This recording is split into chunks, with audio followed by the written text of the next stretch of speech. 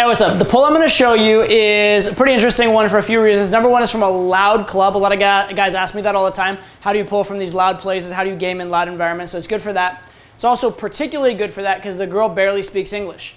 And that's a whole different category of game as well. How to game a girl that doesn't speak a lot of English. So you're going to see how I handle that.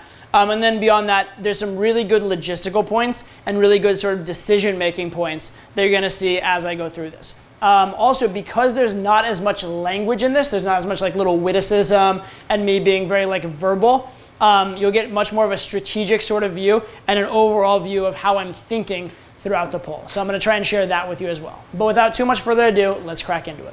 Hey. I'm sorry. I felt like I knew you, but I don't. But it doesn't matter because you're extremely well dressed. Who are you? Todd. We have to go. The bouncer's making us move. Walk with me. Come. Who are you?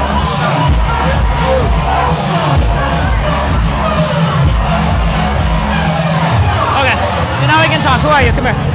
So this is interesting. Up until here, she probably hasn't understood a single thing I've said. But what have I been? I've been very certain, I've been commanding, and I've led. What I was doing here, actually, interestingly enough, is this particular night is really, really loud. And I'd had trouble opening the first few sets. Then the next few sets, I'd actually gotten like issues with the friends not being able to hear me or the friends dragging him away. And then the next few sets, I kind of got that okay. But then the bouncers were shoving people around. So then there'd been all these obstacles to me being able to open a good set. So in this case, I saw this and I was actually proactive. I saw the bouncer coming. I realized what was going to happen. I actually used the bouncer as the reason to move her. Okay? So notice the level of energy, the level of volume, and the level of proactivity and leading. Right? Very, very, very important. And because all those nonverbal cues are there, even though she didn't understand what I was doing, she actually came with me on almost nothing. But from here on, you're going to see her actually understanding us having at least some semblance of a normal dialogue. What is your name?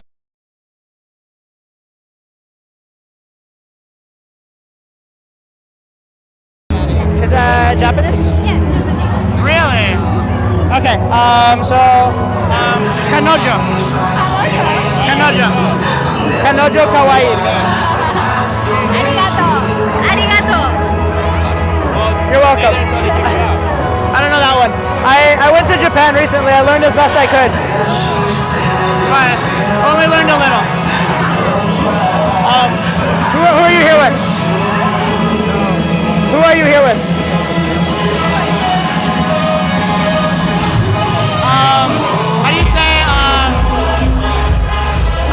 How do you say trouble?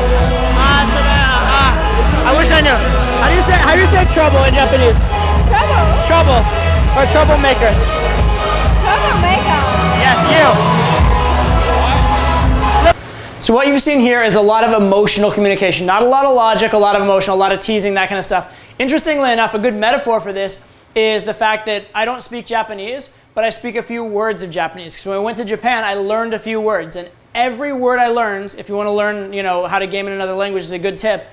Every word I learned was emotional in some way. So the words I learned were yes, no, love, hate, girlfriend, boyfriend, friend, taxi, party, drink, trouble, good, bad. Right? So I didn't learn these big, long, full sentences. I don't know how to say and or the or door or any of that shit. Right? What do I know? I know words that have emotional impact. Because really, when you're talking with a girl, you're not exchanging logical thoughts, you're exchanging emotions. Right? So understand everything I'm saying here is emotional. Because I can't have a really in-depth conversation with her in Japanese, but I can say trouble, trouble, cute girlfriend, bad girlfriend. That kind of stuff, because I know those words, okay? So understand by the words that I chose to use, the type of dialogue that's useful in game, and that's one that's emotionally charged. A little bit. How do you say, get friends? Tomodachi? Huh? Tomodachi? Yeah, how many? Tomodachi, how many? Tomodachi? You tomodachi, how many? Alright. Many. Many? Many. Okay, we are new tomodachi. Tomodachi. New tomodachi? And I'm your, what's boyfriend? Shit. I forgot all of it. It was like a month ago. I forgot everything. It's so sad. I want to dance with you. Dancer. Dancer, partyer, drinker. Yeah? Hi? Hi. With Kanojo Adianza.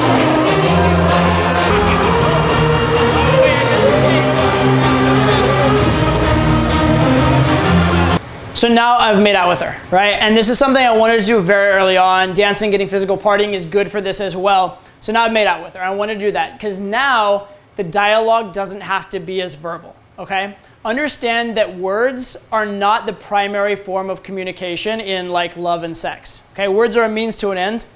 Words are a way of conveying ideas. But what you're really conveying is, I like you, no, I'm pulling away. Or I'm higher value than you, you're higher value than me. I'm flirting with you, I'm turning you on, those kind of things. Words didn't even exist for most animals and most of our evolution as creatures. Granted, we evolved as human beings for a long time, but like, you know, we evolved from apes, from mammals in general, and even like all the way back, okay? So women respond to a lot of things besides words. And the reason I bring that up is once you start kissing the girl, you're kissing how hard you kiss, how soft you kiss. Whether you pull the hair when you kiss, if you pull away, if you bite the neck, how you look in the eyes, that's all communicating just as well as words can. In particular, in a case where you can't talk very well with the girl, in a case where language is not a very good thing, make out or get some kind of physicality going as soon as you can, because that physicality then becomes a dialogue. You're going to notice I'm going to be talking a lot less from here on out, but what you will notice is a lot of making out, a lot of dancing, facial expressions. You'll notice a lot of me pulling away and teasing, pulling the hair, all kinds of little things like that. Notice that there's going to be a lot of physicality in the interaction, but at the same time, I'm not ever going to be the one pushing it. I'm going to be pulling back and letting her push it as much or more than I am. So here what you just saw was me screening and trying to pull within just a few minutes of opening the set. That's kind of crazy. Why did I do it? Well, because I can't have a lot of verbal dialogue with this girl because her English isn't that good, the longer we talk, the more that's going to become an apparent thing. But right now, we're on an emotional high. There's a lot of communication going on in the nonverbal channels. She's very into me, so I'd rather pull now. I am very worried that if this becomes, because at a certain point, if you made out and you just keep making out and making out and making out, it becomes boring. It's no longer new and fresh. I want to pull while it's new and fresh and while it's all very exciting. So this is faster than I should pull under normal circumstances, but I'm weighing the odds. I'm saying, okay, this is a little too fast, it's a mistake, but the bigger mistake would be allowing it to get weird that we can't talk and can't communicate in this other environment. So it's a calculated risk. Understand that. Also understand the way that I pull, which is I go for the big pull first. I go for everything, and like not like a very like hard sell kind of way, but in like a fun kind of casual way. I go for, hey, let's get out of here, let's do this whole thing. If she's not receptive to that, I'll start baby stepping it closer, and if that's no good, then I'll back off, chill out, and really, really take it slow. So now I got a rejection a couple times here, rejection to drinking, a rejection to going to the pool. And so at this point, I want to chill out, make the vibe good. Once the vibe's good, then I'll start, instead of asking to go all the way to a drink or all the way to the pool, I'll start being like, okay, let's get 10 feet closer to the door, then 50 feet close to the door, then over next to the door, and then out the door. So I'll start really, truly baby stepping it. Dance. You stay here, dance. So bad, so much trouble. I think,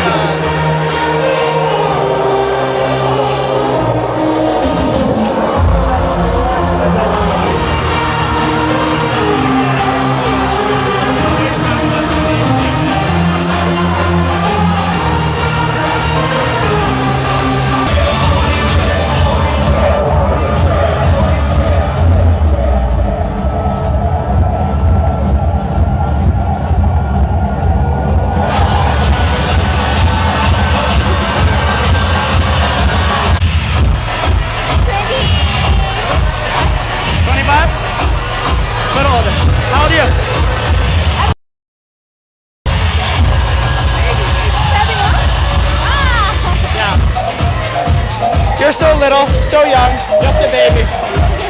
Just a baby. You live. Yeah? So you travel a lot. You travel a lot. I like that. That means you're adventure. All right, what you've just seen here are two kind of critical elements to my pulling strategy. First one is what I call giving a preview, which means overall when I pull, I don't get super physical or not super forward. I'll do physicality in terms of building a connection, but not physicality in terms of escalating. So maybe I'll hold hands, maybe I'll cuddle and caress, maybe I'll kiss like lightly, but I don't like jam my tongue down her throat. I'm not big on like fingering the girl in the club, that kind of stuff, right? I'll build a little bit there. But what I will do is once, maybe twice in the set, very briefly, I'll do what's called a preview, which means I'm showing her what it would be like to have sex with me, right? So maybe I'll throw a girl up against the wall, maybe I'll choke her a little bit, maybe I'll smack her on the ass. In this case, I like just picked her up and like grinded her on my leg super hard, that sort of thing. I'm giving her this preview that I am a very sexual person. It's very important because otherwise sometimes you'll pull girls and they just have this platonic expectation, you're not going to make a move. And also it's very important in terms of feedback. If you do the preview and she gets really aroused, you know she's really down to pull. Next thing you saw me do is screening. And it's not screening for her logistics tonight or screening how intimate she is. I'm screening her life story. How independent is she? How much has she traveled? Because what I'm going to ask her to do is leave her friends, right? So I need to find out if she's willing to do that. So I'm asking, has she traveled? Does she live alone? These kind of things, because I need to find out if she's independent or if she's tied like at the hip to her friends. If she's tied at the hip, it's going to be much more difficult to actually go ahead and do what I want to have happen, okay? So that's screening, very, very important, and giving a preview, very, very important. Two things that I'll do, not all the time, but a lot of times before going for the pull, because the pull is a risky move, right? Before I take that risk, I want to know what I'm dealing with.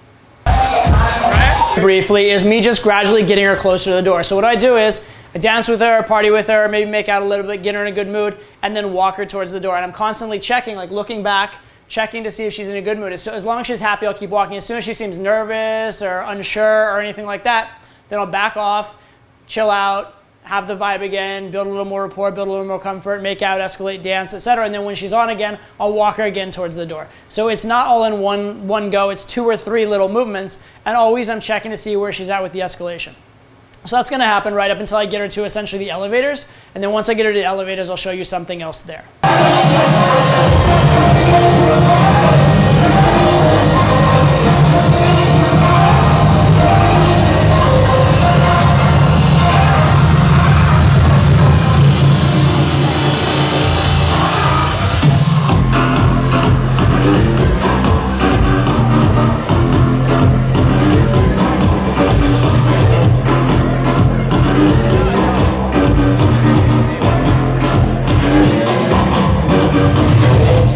Specific reason I stopped right here, and that is if you look over behind me on the left side of the screen, that's where the elevators are, and that's the only way to leave this particular club at this moment as far as I know. So I don't want to go over there and try and get her through the elevators and hear no, because once you've heard no to a specific thing, it's very hard to sell that thing again. So if I am going to present her with the elevator choice, I want her to be completely bought in, completely turned on, completely on at the moment that I go for it. So here, we're out of view of the elevator. She can't tell they're there, but they're close. I'm going to get her in a really good mood, and then and only then I'm going to take her to the elevators. Then you're going to notice when I do take her to the elevators, I'm going to check with the attendant to make sure I know the logistics and things are good. He confirms that what I thought is true, so that's good. And then the whole time we're waiting for the elevator, I'm going to keep her facing away from the elevators and just talking to me, because I want her focused on me, not focused on, oh shit, we're about to go in an elevator. All right, now, they have elevators in Japan. She knows what an elevator is. I'm not like duping her or coercing her in any weird way. But that said, I don't need her thinking, oh shit, elevator, leaving my friends, what up? I don't want it to be this like lengthy logical decision process. I want it to be kind of like, oh, swept up in the moment, here we go, right? Granted, she likes me. Granted, she wants to hang out with me. But I want to make it as excusable for her as possible and as little slutty for her as possible. So that's why I take this time away from the elevators. That's why I face her away from the elevators. And then I wait till the elevator opens and then kind of like swoop her up. And you'll notice I get like minor token tiny resistance on, oh, what's going on? And I'm like, no, we're coming. She's like, oh, okay, fine. When we do get into the actual elevator. So you're going to see all that.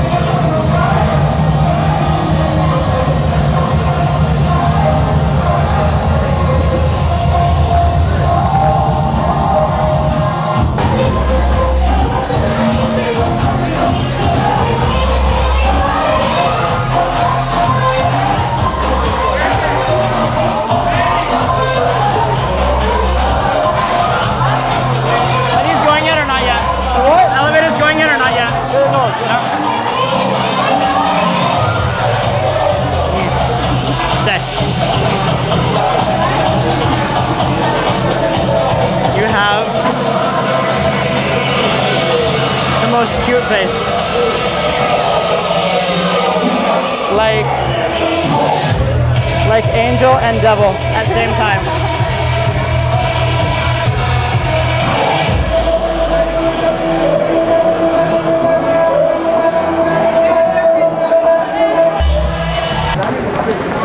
So, I like you, but I'm very shy. You know this, right?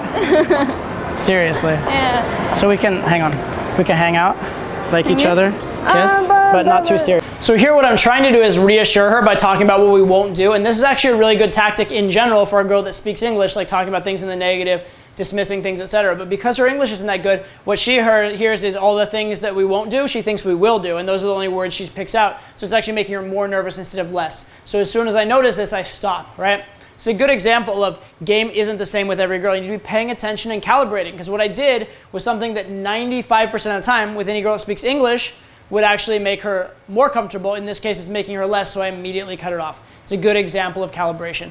The other thing to notice in like the next little bit as I'm walking her to the door is just notice how casual and kind of like blasé and fun the whole thing is. Yes.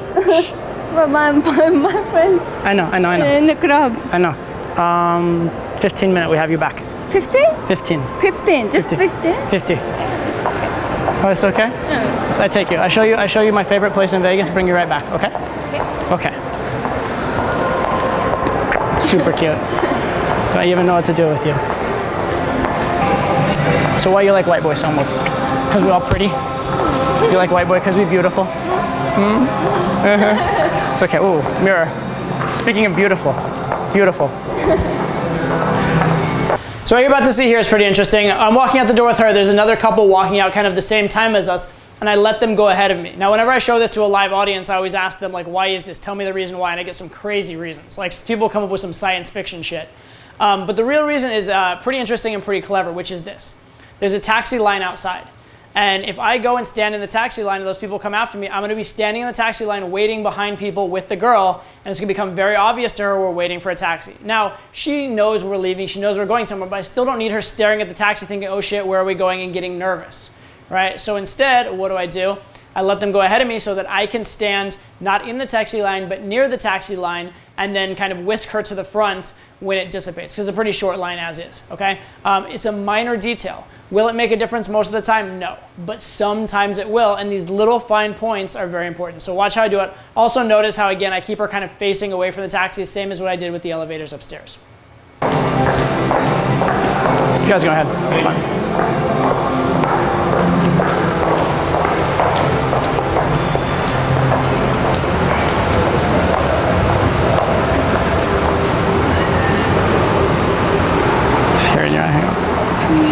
Did you blow on it? Mm-hmm. It's super cute. What am I gonna do with you, little one? So tempting. Fine, see how it is. None of this, none of that. All trouble all the time. All trouble all the time. My mom told me not to fall in love with Japanese girls. She did. She said they're bad. They'll take this and just boom, boom, boom for you. Yes, all time. Very bad news for me. Very bad news for me. Said you very bad for me. Very cute, but very bad for me. Meridian. There you go. Where? Meridian is 2 blocks. 2 blocks? 2 blocks. Very close. Come. Go to the Meridian, please. Hello. Go, yeah, Meridian, please. Koval entrance. Koval entrance, Meridian, yeah. So that's a pretty good example of pulling from a loud nightclub. Pretty good example of dealing with a girl that doesn't speak the language very well. Good example of the strategy of a pull rather than getting into like the minutia. But also, a good example of what I call critical points theory, which is there are a few critical moments in the set, like the open matters, the moment when I take her to the elevator matters, the moment we get in the taxi matters, and those have to be managed with very fine detail. Within the scope of a lot of the stuff in the set, it's not that important. You can kind of get away with a lot, all right? Also a good example of going for the pull as one sort of big thing at the start and then baby stepping when that doesn't work. So a lot of good lessons in there. Go ahead and rewatch it at your leisure. Enjoy and use the lessons.